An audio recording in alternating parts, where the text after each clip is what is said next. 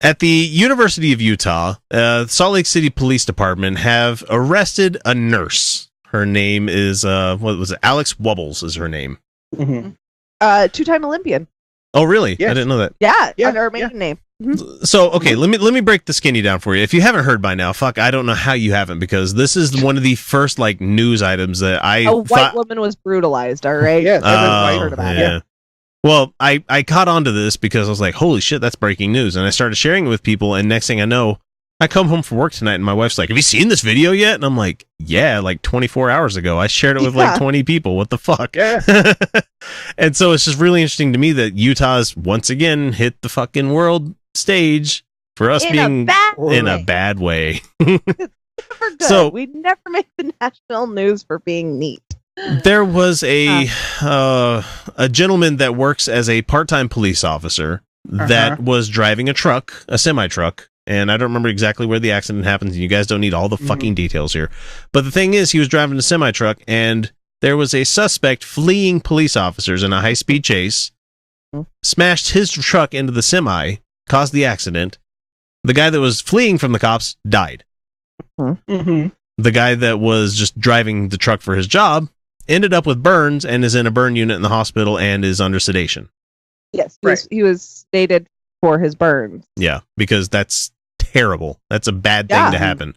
Yeah, it's horrible. Yes. What they do. If I'm ever severely burned, somebody just sedate me till they're healed so I'm not screaming in agony. Yeah. Which is what they do now. Thanks, hospitals. Yeah, and with your skin sloughing off and shit. Oh, it's terrible. Yes. Burn victims, it's just one of the worst things that can happen to you. So anyway, this person was in the hospital sedated, and the police officers came in, and they requested to do a blood draw from the person that was sedated.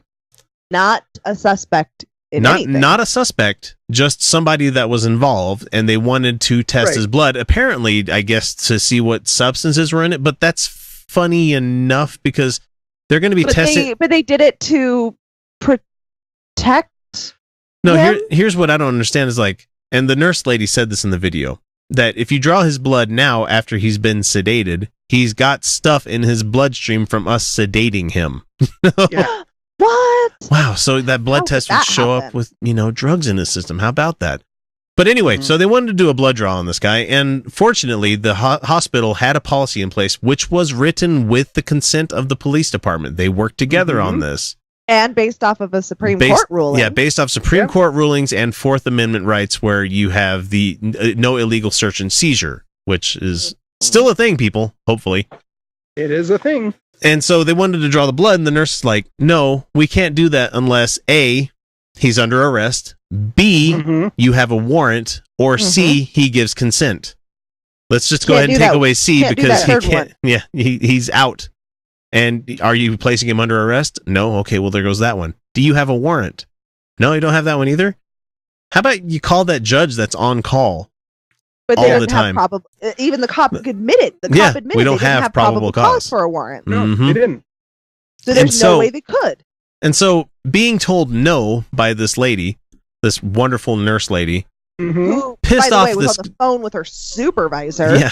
The fucking administrator of the hospitals and shit. She was the shift supervisor, so her immediate up from that is not somebody that, takes this policy shit lightly. And so she said no. The right thing. She said no to the cop, and the cop's like, all right, that's it. I'm taking you in. I'm arresting you.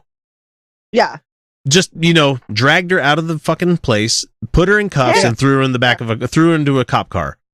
Didn't read her Miranda rights. No.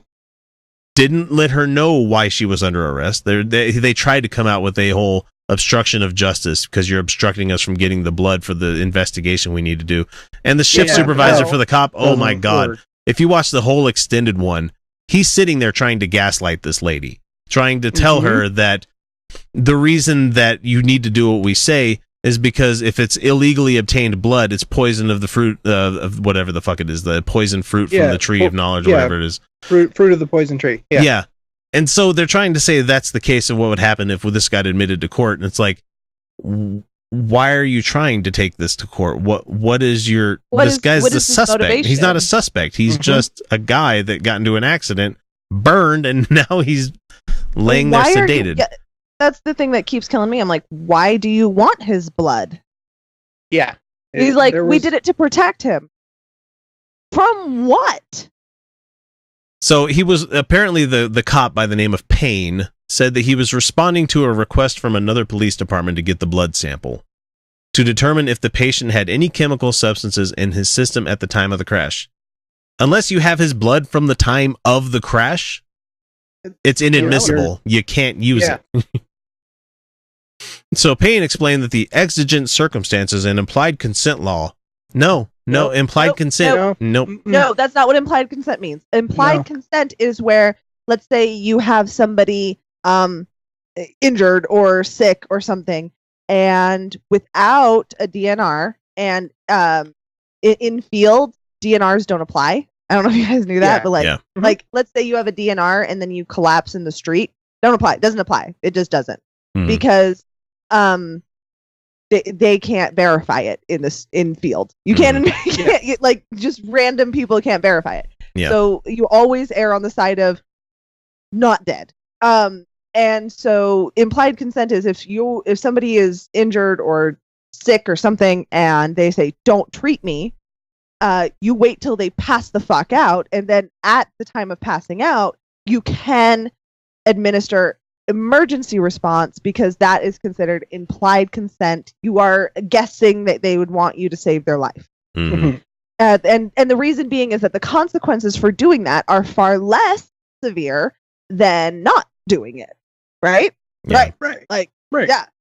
And that's all implied consent is. That's it. That's the extension of implied consent. It's not blood draws. It's not evidence. It's not anything.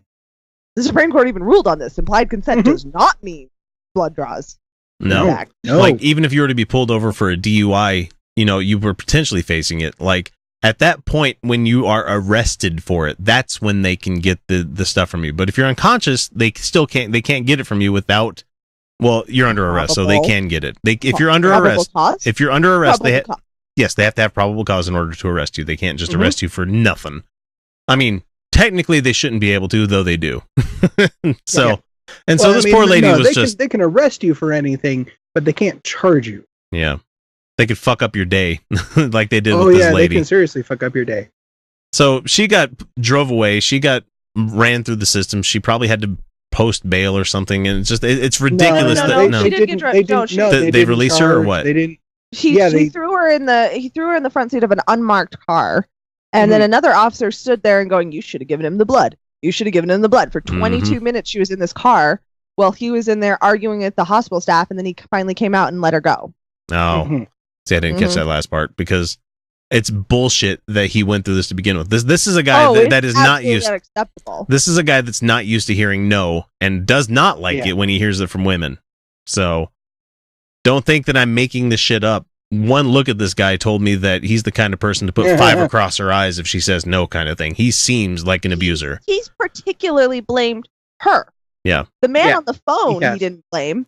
He blamed her. Yeah, even though she's like, why are you getting mad at me? I'm just relaying the information that my hospital has told me to do. I'm following policy. I'm keeping my patients safe. I could lose my license if I did this. Yeah. No, he don't care. Nope. Blamed her. He didn't care about any of the men also telling him no. He cared about her. Focusing on her. God damn it. Straight up misogyny. So it's amazing that this has reached such fervent levels in the United States, and it's I'm glad that people are finally cluing in to abuse of power from police positions. Unfortunately, a lot of us have seen this for a long goddamn time. Unfortunately, it took this happening to a white woman. Yeah. Nobody cared about the 14-year-old girl who was thrown to the fucking ground in a swimsuit for using words. Walking while black. Yeah. She used words and she was kind of snotty. Last I checked, that's perfectly legal, and a 14-year-old is allowed to be that way. Yeah. But thrown to the ground in a swimsuit, nobody cared about her. But then no. And I'm saying this woman, she good job. She's a good person, and what happened to her was entirely unacceptable. Yeah. And we should be outraged, but we should have been just as outraged when a child was dragged out of her desk because she was black. Or Tamir Rice, or Freddie Gray, or any of these other people. We should be really mad about this. And people are pointing out, they're like, huh, it's amazing. It's almost like all that all lives matter shit doesn't mean anything anymore. It's like, police lives matter? Who was the perpetrator in this? Oh, yeah, that guy. Yeah. Yep. God damn it.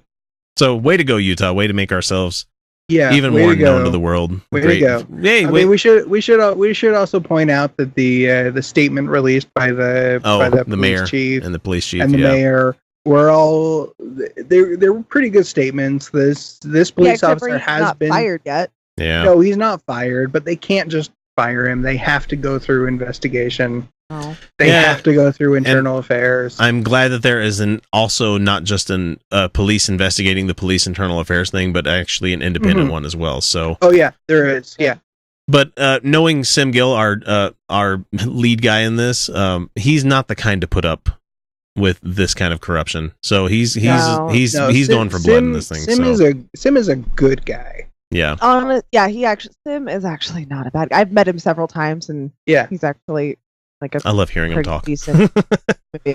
I've met that's him local at politics gay wonk. Events, yeah. Actually, at pro gay, his personal charity to pro gay events. That's where I've met Sim. Yep. So look him up, guys. Sim Gill's a good guy, good dude. Does Utah proud when these people don't. And